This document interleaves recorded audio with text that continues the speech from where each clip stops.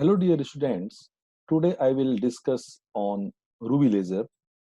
I will discuss the structure of Ruby laser, uh, energy levels in Ruby laser and application of Ruby laser in short. Lasers are classified based on the material of the active medium is used. They are also classified based on the other parameters like gain, power, efficiency or application. Based on the active medium, lasers are divided into four types. First is solid state laser, second is gas laser, third is liquid dye laser, and fourth is semiconductor lasers. The first solid state laser, the Ruby laser, was fabricated by Dr. T.H. Mammon in the year of 1960. In solid state lasers, the active centers are fixed in the material, and these materials are non-conducting for electricity. To describe the structure of uh, Ruby laser, first I will share the screen, then you can easily understand the structure of Ruby laser.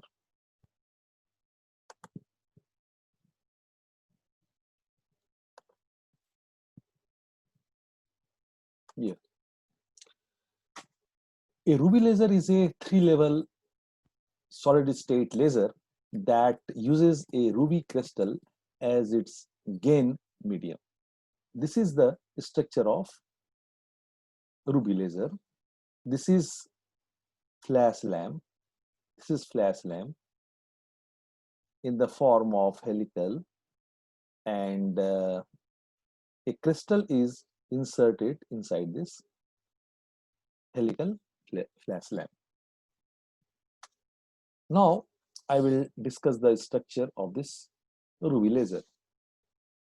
A flash lamp is used to excite the active centers in the crystal rod. The shape of the crystal is a rod. The dielectric crystal should be transparent for light. Ruby crystals are transparent. The crystal should have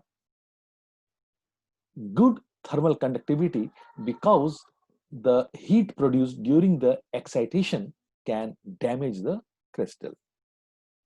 In fact, a large amount of excitation energy is converted into heat. During the operation of this laser, there is a large amount of heat is produced. Okay, so the material should be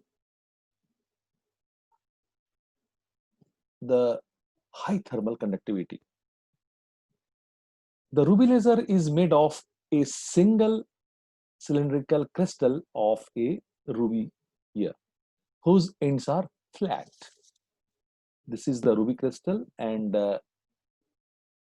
this is the in this structure. This is the ruby crystal, and it is a single cylindrical crystal, and it has two faces, and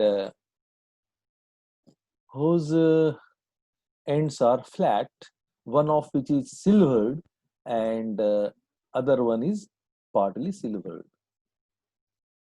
This cylindrical crystal is surrounded by a flash tube. Just I have discussed here, this is a flash tube. This is the flash tube made of glass.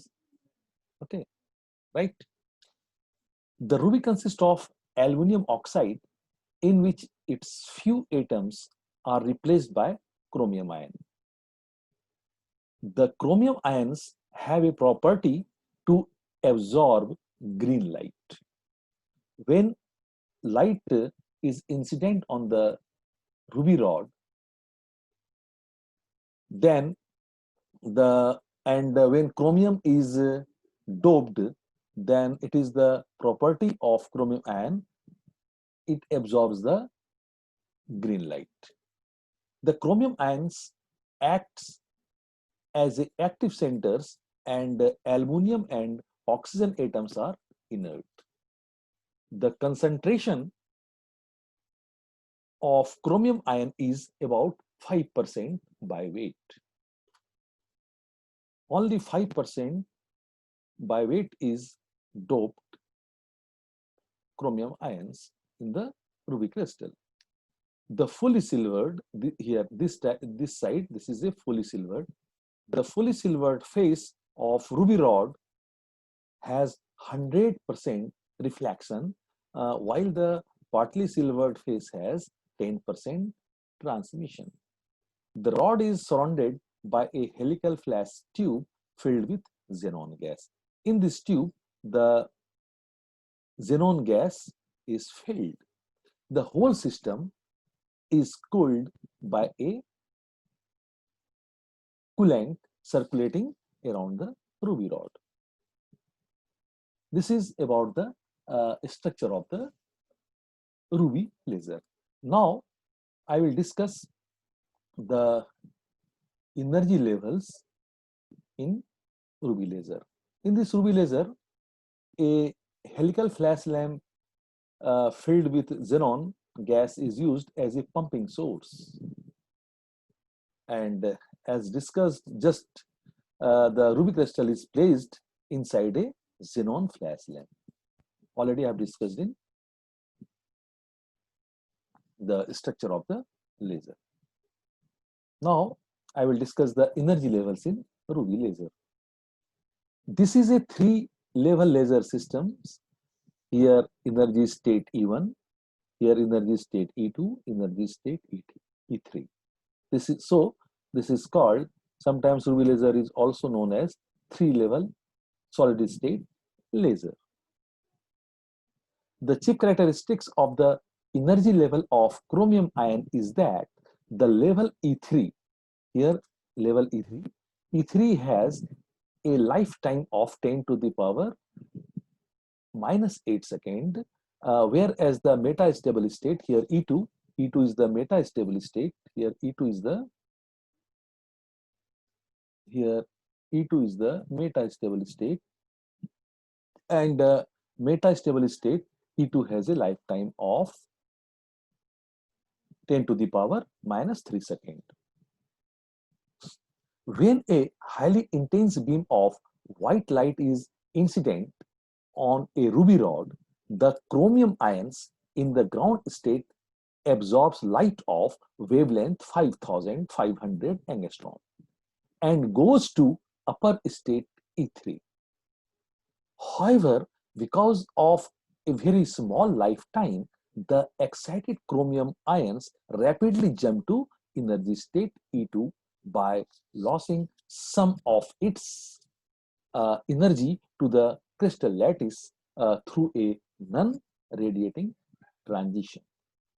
From energy state E3, the chromium ion jumps to energy state E2 through the radiationless transmission, as shown here.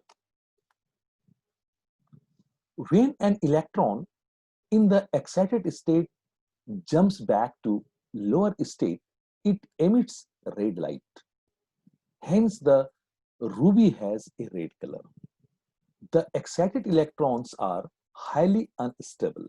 When the energy of frequency that is about to be emitted by an excited atom is given to an excited atom, a stimulated emission process is triggered instantaneously.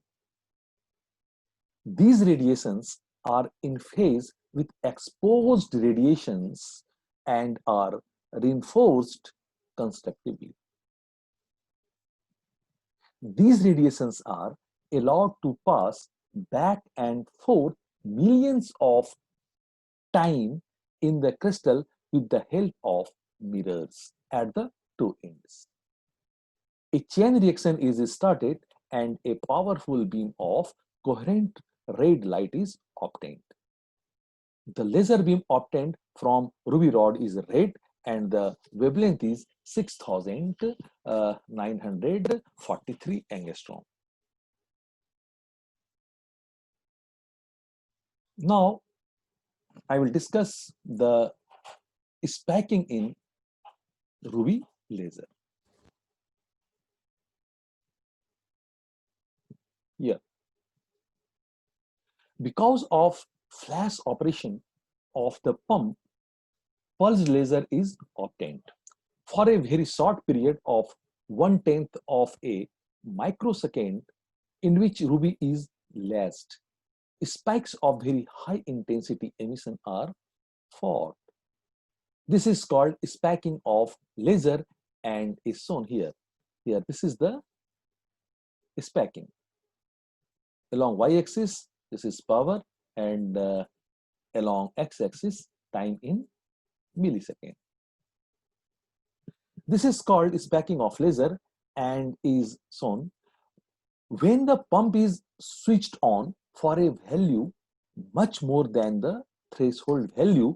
Population inversion crosses the threshold value. Therefore, the number of photons increases rapidly to a very high value than the steady state value. Hence, upper level depletion rate due to the stimulated transition is much higher than the pump rate. Consequently, the inversion falls below the threshold and stops laser action. This laser emission stops for a few microseconds. We can understand this by this diagram. Within this duration, the flash again pumps the ground state atoms to a higher level and laser oscillator begins. This process continues until the flash lamp power falls below the threshold value and lasing action stops. This is about the stacking in ruby laser. Now, there are advantages of ruby lasers. Ruby lasers are economical and output power is not as less as in helium ion gas laser. Construction and function of ruby laser is self-explanatory. It is not complicated, but there are disadvantages. The efficiency of ruby laser is comparatively low. And the second disadvantage is the optical cavity of ruby laser is short as compared to other lasers.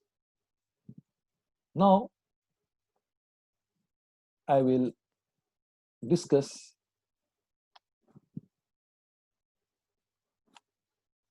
the application of ruby laser. Nowadays, lasers are widely used in various fields. These are used in the field of research, entertainment, communication, medical purpose, etc. But the ruby lasers, it has low output power, so ruby lasers are used as toys for children. Ruby lasers are used in school, college, universities for science program. Ruby lasers are used as decoration piece and artistic display. This is about the ruby laser.